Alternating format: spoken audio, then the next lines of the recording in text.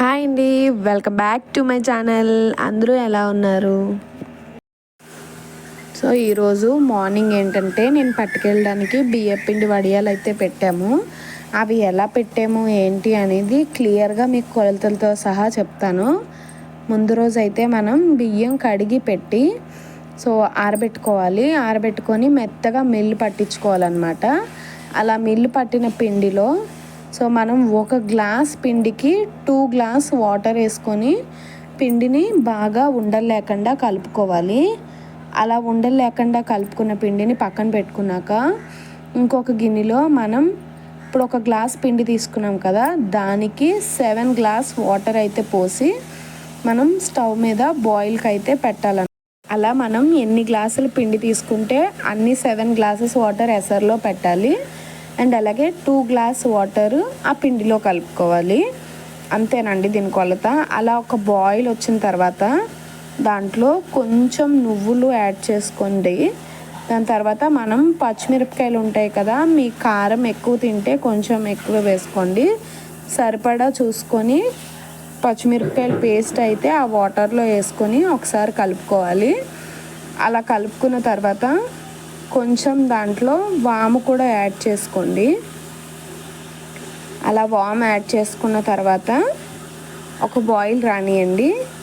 So ఒక boil వచ్చిన తర్వాత మనం ముందుగా కలిపి పెట్టుకున్న పిండి ఉంది కదా, సో బియ్యం పిండి, సో అదైతే ఇందులో కొంచెంగా వేసుకుంటూ ఉండలు లేకుండా కలుపుకోవాలి. మీరు ఇందులోనే సాల్ట్ కూడా యాడ్ చేసేసుకోండి. సో ఇలా ఉండలు లేకుండా కొంచెంగా కలుపుకోవాలి. దీన్ని కలుపుతూనే ఉండాలి, వదిలేస్తే ఉండలు కట్టేస్తుంది.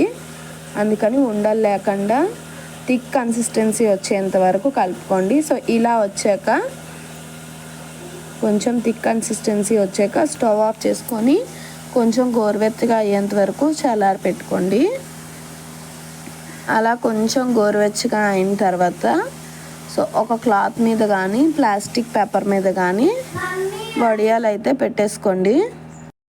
ఇలా ఒకసారి కానీ ప్లాస్టిక్ పన్నీ కానీ పరుచుకున్న తర్వాత మనం ఏ సైజులో కావాలంటే ఆ సైజులో వడియాలు అయితే పెట్టేయచ్చు. ఇక్కడ అమ్మ, పెద్దమ్మ, అత్త అందరం కలిసి వడియాలు అయితే పెట్టేసామన్నమాట. సో నిన్న సగ్గుబియ్యం వడియాలు కూడా పెట్టాము. సో వాటి కొలత కూడా మీకు ఇంకొకసారి ఎప్పుడైనా వీడియోలో చెప్తాను. ఇవైతే నేనే పెడుతున్నాను అనమాట. మాకు ఏ సైజులో కావాలంటే ఆ సైజులో పెట్టుకోవచ్చు. బట్ మాకు ఈ సైజులో పెడితే ఏంటంటే మనకి కొంచెం వడియాలు షేప్ వస్తుంది అనమాట, బాగా రౌండ్గా వస్తుంది. మీకు ఇంకా వడియాలు రౌండ్గా కావాలి అంటే ఒక బ్యాంగిల్ వేసి ఆ బ్యాంగిల్ లోపల అలా పోస్తే రౌండ్గా వస్తాయి అన్నమాట మన అప్పడాల్లాగా. అంతే అండి, బియ్యపిండి వడియాలు అయితే ఈవినింగ్ లోపు ఎండిపోతాయి. సో వడియాలు అయితే ఈవినింగ్ లోపు ఎండిపోయాక తీసేసుకోవచ్చు. ఒకవేళ మీకు రాకపోతే బ్యాగ్ని కొంచెం వాటర్ చల్లైతే తీసుకొని ఒక 1.5 డే అలా ఎండబెట్టుకుంటే వడియాలు అయితే మనకి రెడీ అయిపోతాయి. సో మీలో ఎంతమంది వడియాలు పెట్టారు, సో ఇంకా పెడుతున్నారా ఏంటి అనేది కామెంట్ సెక్షన్లో నాకు కామెంట్ చేయండి. సో మేమైతే మార్నింగ్ వడియాలు పెట్టాము. ఎందుకంటే దీని తర్వాత మాకు ఊరు వెళ్ళే పని ఉందన్నమాట. అందుకని మార్నింగ్ వడియాలు పెట్టేసి వెళ్ళిపోయాము. నేను చెప్పాను కదా నిన్న సగ్గుబియ్యం వడియాలు పెట్టామని. సో ఇవైతే సగ్గుబియ్యం వడియాలు మేము పెడుతుంటే పిల్లలు కూడా పెడుతున్నారనమాట. సో వాళ్ళు కూడా కొంచెం పెడుతున్నారు. మేము పెడతామని లాస్ట్లో కొంచెం మమ్మీ వదిలేసి వాళ్ళకే ఇచ్చేసింది అనమాట, అటు ఇటు పెట్టేమని. సో మా పిల్లలు అయితే ఇష్టం వచ్చినట్టు పెట్టారు వాటిని. సో సగ్గుబియ్యం వడియాలు ఏంటంటే ప్లాస్టిక్ పేపర్ మీద పెట్టేసాం అనమాట. దాని తర్వాత మా మరదలు మార్నింగ్ టిఫిన్కి పూరి అయితే చేసింది. పూరీలోకి వచ్చేసి ఆలు కర్రీ చేసుకున్నాం అనమాట. స్టవ్ మీద ప్యాన్ పెట్టి దాంట్లో ఆవాలు వేసుకోవాలి. ఆవాలు కొంచెం చిట్పట ఆడిన తర్వాత కొంచెం జీలకర్ర యాడ్ చేసుకొని ఒకసారి ఫ్రై చేసుకున్నాక దాంట్లో కొంచెం శనగపప్పు అయితే యాడ్ చేసుకోవాలి. శనగపప్పు కొంచెం లైట్ గోల్డెన్ బ్రౌన్ వచ్చిన తర్వాత ఒక 4 ఎండుమిరపకాయలు వేసుకొని పచ్చిమిర్చి, ఉల్లిపాయలు కూడా యాడ్ చేసుకోవాలి. అలా యాడ్ చేసుకున్న తర్వాత ఒకసారి ఫ్రై చేసుకోవాలి. అవి ఫ్రై అయిన తర్వాత దాంట్లోనే మనం కొంచెం పసుపు అండ్ అలాగే లైట్గా కారం కూడా యాడ్ చేసుకోవాలి. అండ్ కొంచెం సాల్ట్ వేసుకొని వాటర్ పోసుకొని ఒక్కసారి ఉడకనివ్వాలన్నమాట. అలా ఉడికేటప్పుడే మనం ముందుగా బాయిల్ చేసుకున్న పొటాటోస్ అయితే అందులో యాడ్ చేసుకోవాలి. దాని తర్వాత ఒక బాయిల్ వచ్చిన తర్వాత కలిపి పెట్టుకున్న శనగపిండిని అయితే అందులో యాడ్ చేసుకుంటే పూరి కర్రీ రెడీ అయిపోతుంది. దాని తర్వాత అందరం టిఫిన్ తినేసి మేము ఊరైతే బయలుదేరామన్నమాట. ఇదైతే మా తాతగారు వాళ్ళ ఊరు వెళ్తున్నాము. చాలా రోజుల తర్వాత వెళ్తున్నాను. నేను ఆల్మోస్ట్ 2-3 ఇయర్స్ అయిపోయింది వెళ్ళి. ఇక్కడైతే బస్ గురించి చాలా వెయిట్ చేసాము. బస్ అయితే రాలేదు. మా పిల్ల కామెడీ చేస్తుంది అదే. దాని తర్వాత ఇంకా బస్సు రాలేదని చెప్పి ఆటో ఎక్కిద్దామని బయటకు అయితే వెళ్ళాము. వీడైతే మా అత్తాల అబ్బాయి నిన్న వచ్చాడనమాట. సో నిన్న వచ్చేటప్పుడు మా పాప బర్త్డే అయింది కదా మొన్న, గిఫ్ట్ అయితే తెచ్చాడు. సో అదే ఇక్కడ నిన్న ఇంట్లో మా పిల్ల ఓపెన్ చేసింది అనమాట. గిఫ్ట్ అయితే చాలా బాగుంది. Photo frame. మా పాప ముందు ఫొటోస్ అన్నీ ఫ్రేమ్ చేయించాడు. చెప్పాను కదా బస్ రాలేదని ఆటో అయితే ఎక్కేసామన్నమాట. ఇదైతే గోవాడ బ్రిడ్జ్. ఈ బ్రిడ్జ్ నా చిన్నప్పటి నుంచి ఎన్నిసార్లు పడిపోయిందో అసలు లెక్కే లేదు. దాని తర్వాత అక్కడ ఆటో దిగేసామన్నమాట. సో ఊర్లో ఆటో దిగేసాక మా తమ్ముడు అయితే బండి మీద వచ్చాడు. వాడితో అయితే పిల్లల్ని పంపించేసి మేమైతే ఊర్లోకి ఇంకొక ఆటో అయితే ఎక్కాము. సో ఇప్పుడు ఇక్కడ రోడ్లు వేస్తున్నారనమాట, అందుకని కంకర వేసి వదిలేస్తారు. మేమైతే పిన్ని వాళ్ళ ఇంటికి వచ్చేసామన్నమాట. సో మా చిన్నాన్న పిన్ని ఉంటారు. ఇది మా సొంత ఊరు, మా తాతగారు వాళ్ళది. ముందైతే మా ఇల్లు పొలాల్లో ఉండేదన్నమాట. దాని తర్వాత చిన్నాన్న వాళ్ళు కట్టుకొని ఇక్కడికి వచ్చేసారు. సో మా సమ్మర్ హాలిడేస్ అంతా ఈ ఇంట్లోనే గడిచింది. ఎందుకంటే మా అమ్మమ్మ వాళ్ళు మా ఇంటి పక్కనే ఉండేవాళ్ళు అనమాట. అందుకని సమ్మర్ హాలిడేస్ అయితే మేము చిన్నాన్న వాళ్ళ ఇంటికే వచ్చేవాళ్ళం.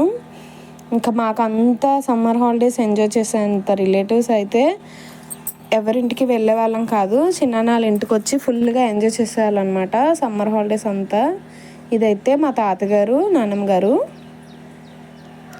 చిన్నాన్న రీసెంట్గా తమ్ముళ్ళు ఇద్దరి కోసం మేడ మీద 2 రూమ్స్ అయితే వేసాడనమాట. సో ఇక్కడ గాలి చాలా బాగా వస్తుంది. ఇక్కడ బయట అయితే ఫ్రీగా కూర్చోవచ్చు. అండ్ ఇవైతే పిల్లలిద్దరి కోసం కట్టించిన రూమ్స్ అనమాట. సింపుల్గా ఇలా అయితే కట్టించాడు విత్ అటాచ్ బాత్రూము. చాలా బాగుంది. అండ్ ఇక్కడ ఖాళీ ప్లేస్ కనపడుతుంది కదా, దాని పక్కనే చిన్నానికి రైస్ మిల్ అయితే ఉండేదన్నమాట. అండ్ కనిపించే వాటర్ ట్యాంక్ మీదే మేము చిన్నప్పుడు ఆడుకునే వాళ్ళము. సో ఇక్కడికి వచ్చాక ఆ మెమరీస్ అన్నీ గుర్తొచ్చాయి అన్నమాట. ఇక్కడైతే మా పిన్ని పండగప్పుడు సో ఇక్కడ వంట చేస్తే ఇక్కడే మొత్తం అంతా బొంత వేసుకొని కూర్చొని తినేవాళ్ళం అన్నమాట. సో మా ఊర్లో అమ్మవారి పండగ జరిగేటప్పుడు. అండ్ ఇదైతే ఇప్పుడు మా చిన్నాన్న వాళ్ళ ఆవు. అండ్ ఇక్కడైతే మా పిల్లలు ఆవుతో కాసేపు అలా ఆవులను చూస్తున్నారు. అండ్ ఇక్కడైతే మ్యాంగో కట్ చేసుకున్నాం అనమాట. మ్యాంగో కట్ చేసుకొని ఉప్పు కారం అయితే యాడ్ చేసుకొని తిన్నాము. దాని తర్వాత పిన్ని ఇవాళ దేవుడి దగ్గర మామిడి పళ్ళు అయితే పెట్టుకుందనమాట.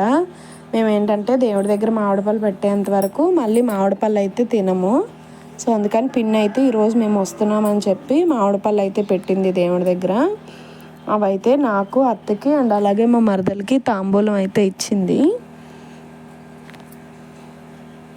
సో నేనైతే నా కాళ్ళకి పసుపు రాయించుకుంటున్నాను. మా పిల్లలు ఇద్దరు కూడా వచ్చారనమాట.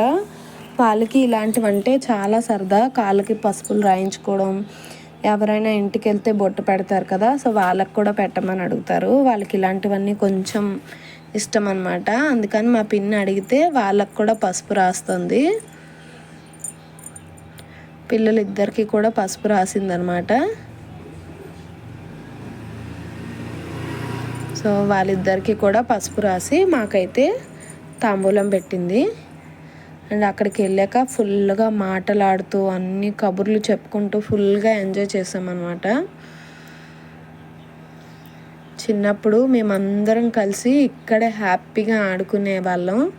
మాకు చాలా మెమరీస్ ఉండేవి. ఇక్కడికి వస్తే పొద్దున్నే ఆడుకొని పొలంలోకి వెళ్ళిపోయి మళ్ళీ మధ్యాహ్నం వచ్చి తిని అలా తిరుగుతూనే ఉండేవాళ్ళం. నాకు పల్లెటూరులో ఉండడం అంటే చాలా ఇష్టము. అండ్ అక్కడైతే చాలా బాగుంటుంది. చుట్టుపక్కల వాతావరణం అంతా చాలా ప్రశాంతంగా ఉంటుంది.